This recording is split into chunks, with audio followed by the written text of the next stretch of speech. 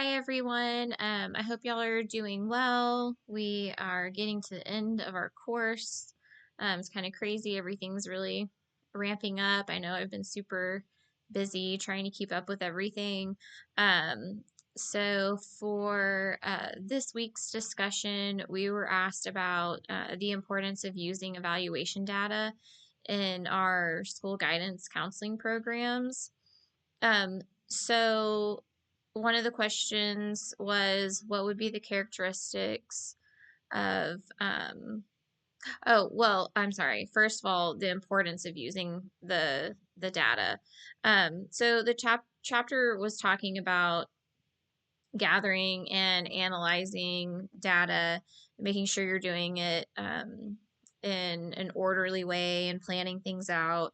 Um, with the goal of being able to see really what's working and what's not. That way you can make the best decisions for your program. Um, so yeah, really, the most important thing, figuring out what is or what isn't working. That way you're not just spinning your wheels, doing the same things over and over and not getting results. You may think that your program is making a difference. It may feel like it is, but you really need to be able to prove it um, to get all the buy-in from everyone else, and to show yourself whether or not it's really working, because you might think that something's working and the data is just not there to back it up. Um, so they talk about personnel and plus program equals results, and all of those things really, when you have all of those things, then you know that your guidance program should be functioning really well and be effective. So are the counselors doing what they're supposed to be doing? Do they understand their role, and are they implementing the program the way it should be? And then as a result, are the kids really getting what they, what your intended outcome is from the program? So then, what would be the characteristics of effective and ineffective evaluation procedures? So I think effective evaluation procedures are really thought out. They're systematic. They're something that you start from the beginning, and not just, you don't just evaluate at the end. So it's ongoing throughout your whole program. Um, and then also using multiple types of data, not just getting all your information from one source, like um, so attendance records, discipline, behavior referrals, grades, and then also surveying your students to see how they're feeling, what their thoughts are. So just all of those things combined, and not just focusing on one area. Um, so just making sure that everything is broad too, and that you're looking at the whole student and not just focusing on what their academics, how the academics are going. Making sure that you're also looking at their career readiness, their social emotional growth, the student as a whole. So then ineffective evaluation, kind of the opposite of what I said, would just be kind of really narrow focused, not really looking at the big picture.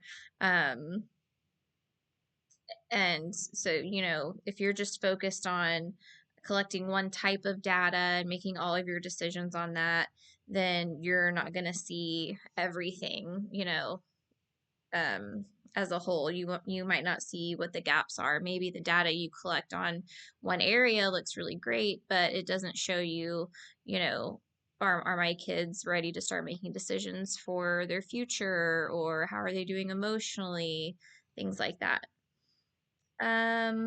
So then, oh, what data is important to collect, and who can help collect the data?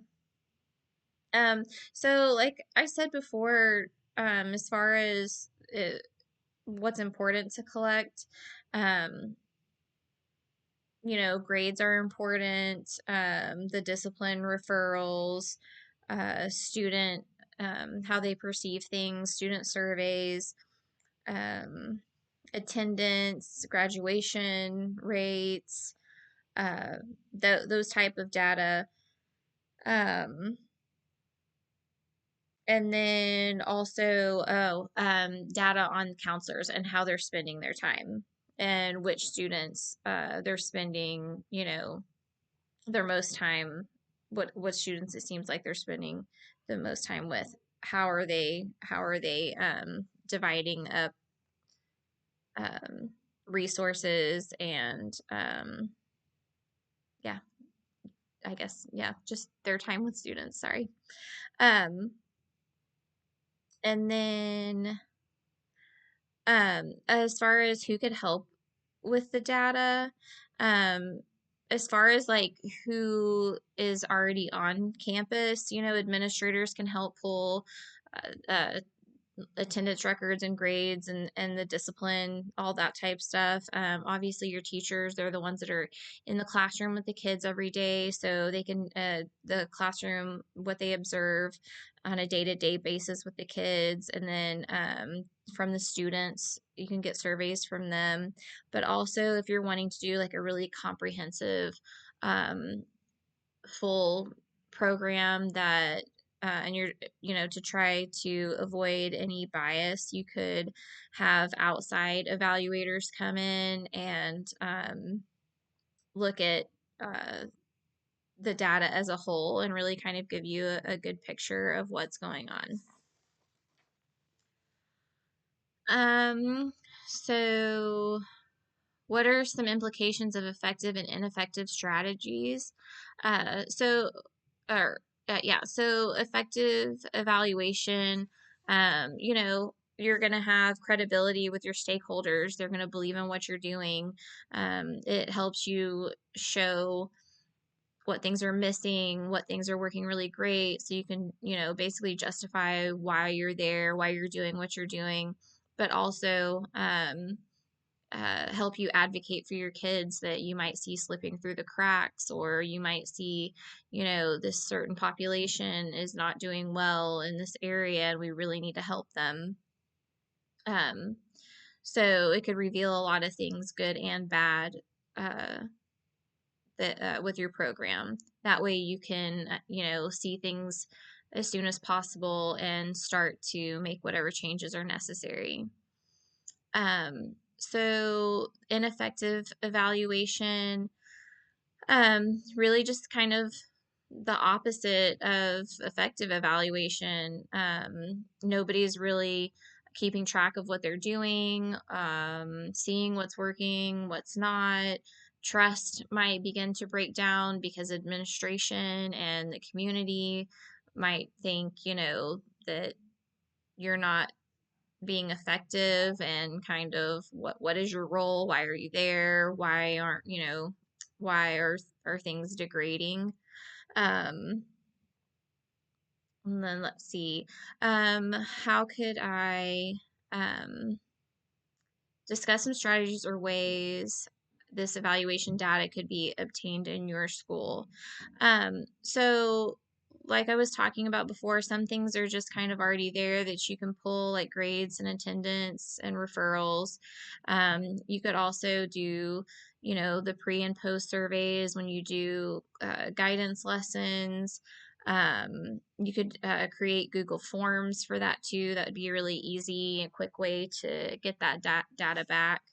Um, and then the counselor time tracking tools.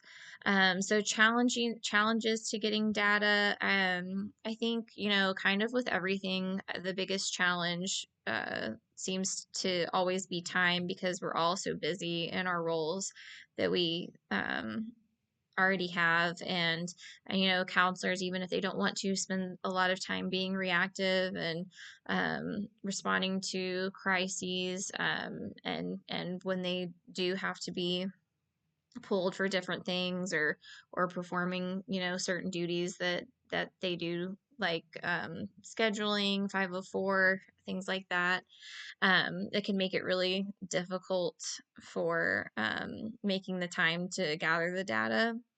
Um, and then I was also thinking, same kind of thing as time with the students and teachers. They're constantly, just working and being asked for information, filling out forms and surveys. And so if you're constantly, or if you're adding to the amount of surveys they're having to do, you might not get as thoughtful of responses as you want because they're just kind of burnt out with filling those types of things out. Um, and then do I foresee any impediments to it and from where? Um, I don't necessarily think that I see any impediments just from besides kind of what I was saying, like people maybe feeling a little burnt out and not wanting to set aside the time for it.